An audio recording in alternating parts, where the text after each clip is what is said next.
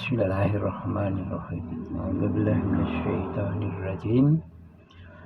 Inna mathala Isa indallahi kamathali Adam khalaqahu min turabin thumma qala lahu kun fayakun.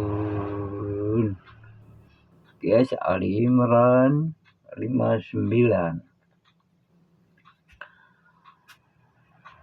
Inna masalah Isa, sesungguhnya permisalan Isa indallahi di sisi Allah itu kamathali Adam, seperti permisalan Adam.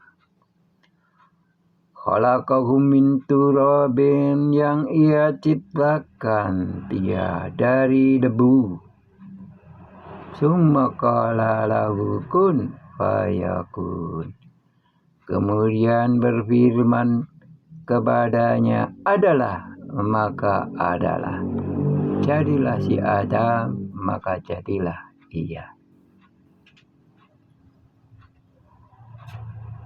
Inna harfu tansibul isma wa tarfa'ul khabar. Makanya masalah itu tidak dibaca masalu, tapi masalah karena isimnya ina. Masalah. Isa adalah mudhafun ilaih. Makanya tanwin di sini dihilangkan karena dia sebagai mudhaf. Isa mudhafun ilaihnya. Jadi kalau tanpa Isa maka inna masalan atau inna masalah. Tapi karena sebagai mudhaf, yang mudhaf ilaihnya adalah Isa, maka tanwinnya dibuang. Inna masalah Isa indallahi, di sisi Allah. Ini sebagai isimnya ina, yang khabarnya adalah kamasali Adam, jar dan majrur. Ini harfu jar. Masali Adam adalah majrur, dimajrur oleh kaf.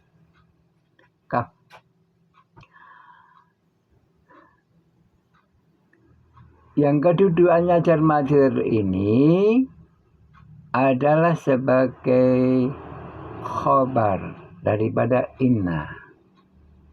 Dan ini kamasalin, tidak dibaca kamasalin karena ini sebagai mudhaf, tandanya dibuang. Ini mudhaf ilaihnya ajama. Dan ajama tidak dibaca ajamin karena dia isim ghairu munsharif. Nama ajam orang di luar Arab, jadi ghairu munsharif. Khalaqahu, telah menciptakanlah Allah pada Adam min turabin, dari suatu debu. Turabin ini adalah bukan ma'rifat tapi isim nakirah. Isim nakirah tandanya tanwin ini suatu debu tidak diketahui. Suatu debu, kalau debu yang diketahui maka adalah ada alif lamnya di sini. At-turabu. Tapi ini turabin suatu debu yang tidak diketahui. Mufasir dulu itu menerangkan bahwa Adam itu dibuat dari tanah dunia. Diambil dari sana, tangannya diambil dari tanah di sana, kakinya diambil dari tanah di sana. Tapi itu bertentangan dengan ini, bertentangan dengan isim nakirah, karena isim nakirah itu menunjukkan bahwa debunya tidak diketahui. Karena ini adalah debu surga, tidak diketahui. Bagaimana bentuk debu surga itu tidak ada yang tahu, gitu. Manusia. Tak ada yang tahu karena sesuatu ini masih nakiro, tidak diketahui. Nah, jadi mufasir dulu belum, atau bagaimana dia bisa menentukan bahwa turabin suatu debu yang tidak diketahui, telah ia nyatakan bahwa debu itu diambil di dunia ini dari tempat-tempat yang ada di bumi ini. Tidak, ini suatu debu yang tidak diketahui karena debu ini berada di surga. Debu ini masih sebagai isim nakiroh, jadi tidak diketahui di alam surga itu bagaimana debunya, beda dengan debu yang ada di dunia ini. Summa qala lahu, kemudian berfirman ya Allah lahu kepada si debu itu tadi yang telah dicipta tadi, kun fayakun, jadilah, maka segera saja ia jadi.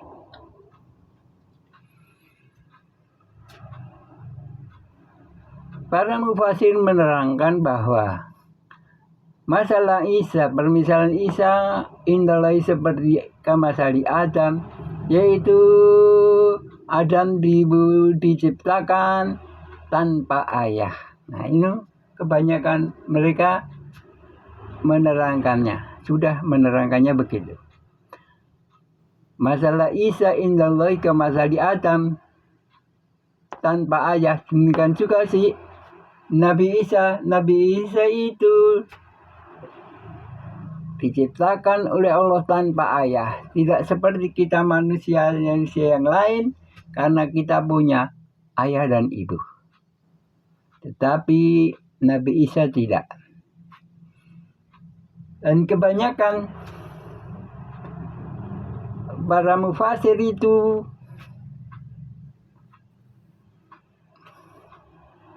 hanya menerangkan soal bagaimana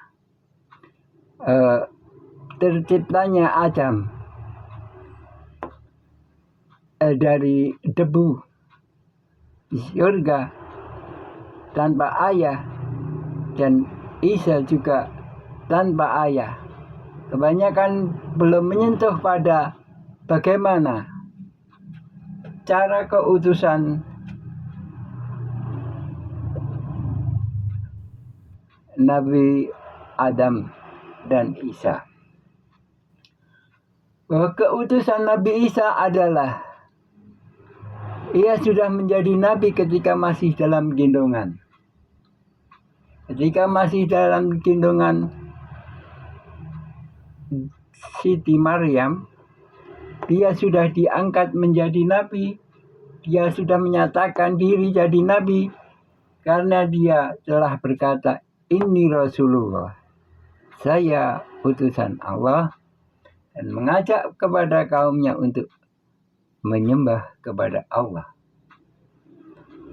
berbuat yang baik, meninggalkan yang buruk.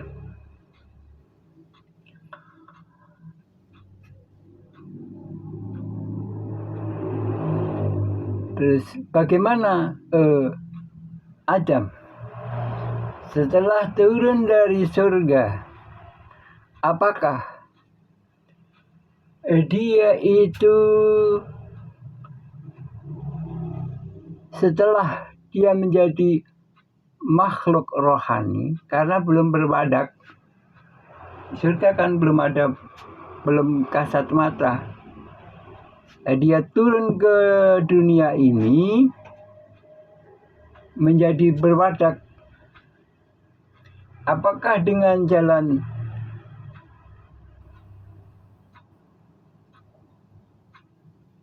revolusi atau evolusi? Nah, kalau kita manusia itu semua tercipta dengan jalan evolusi, perubahan dari sederhana menjadi sempurna. Jadi masih ada perkembangan dari yang sederhana menjadi sempurna. Tetapi Nabi Adam, apakah beliau juga begitu? Menurut pendapat pemikiran kita, bahwa Adam itu tercipta dengan di dunia ini berwatak dengan cara revolusi, tidak berubah dari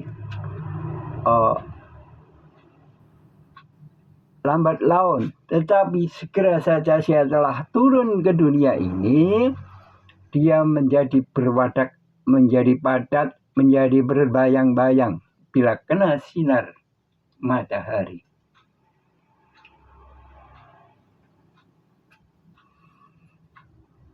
Sedangkan iblis tetap saja dia menjadi makhluk rohani, karena Adam akan memimpin manusia-manusia yang tersesat, yang disesatkan iblis, disesatkan setan, sehingga para manusia pada waktu itu masih dalam kegelapan, masih menyembah berhala, masih menyembah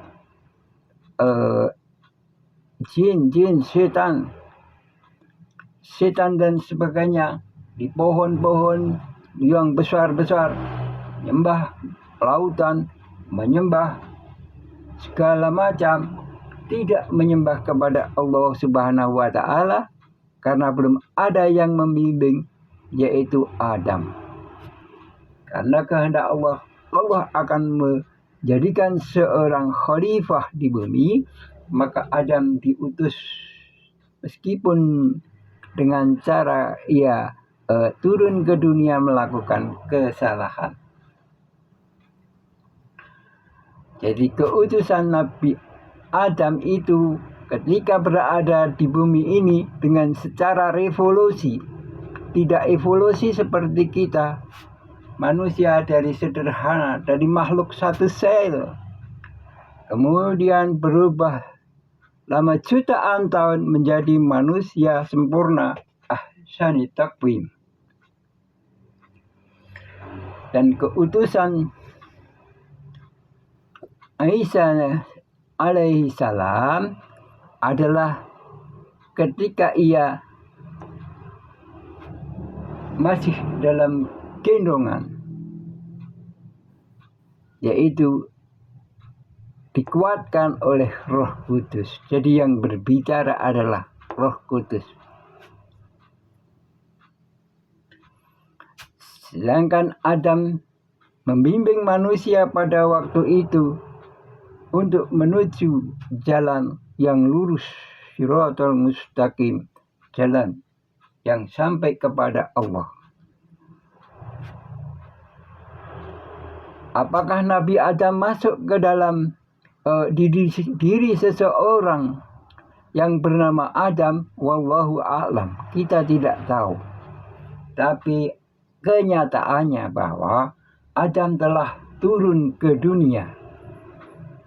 Adam telah turun dunia untuk menjadi khalifah, memimpin manusia pada waktu itu yang tersesat untuk berjalan pada jalan yang lurus, untuk sampai kepada Allah Subhanahu wa Ta'ala, sehingga nanti dapat mendapat keridhaan Allah untuk masuk dalam surganya.